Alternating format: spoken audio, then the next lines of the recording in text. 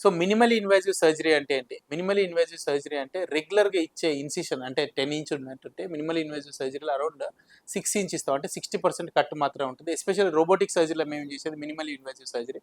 So robotic సర్జరీలో especially పేషెంట్స్‌కు 10 inch బదులు 8 ఇంచ్ ఇవ్వడం జరుగుతుంది. అండ్ పిన్స్ కూడా నావిగేషన్ పిన్స్ మార్కర్స్ కోసం వేస్తాం. అవి కూడా చాలా తక్కువ ఇన్సిషన్స్‌తో వేస్తాము. అండ్ పేషెంట్‌కి మినిమల్లీ ఇన్వాజివ్ సర్జరీ వల్ల ఒకటి ఫాస్ట్ రికవరీ ఉంటుంది. తక్కువ కోత ఉంటుంది. బ్లడ్ లాస్ తక్కువగా ఉంటుంది. And patient will be able to walk next day. And 15 డేస్‌లో కుట్లు తీయడం జరుగుతుంది. అండ్ 1 మంత్‌లో 30 ఇయర్స్ బ్యాక్ ఎట్లా నడుస్తారో అట్లా నడుస్తారు. So minimal invasive surgery hip also we can do it. So direct anterior approach అంటాము DAA. And even posterior approach also we can do it. But అవసరం ఉన్నంత మాత్రమే చేసేది minimal invasive surgery. Minimal invasive surgery వల్ల మెయిన్‌గా పేషెంట్స్‌కి ఫాస్ట్‌గా recover అవుతారు. తక్కువ బ్లడ్ లాస్ ఉంటుంది.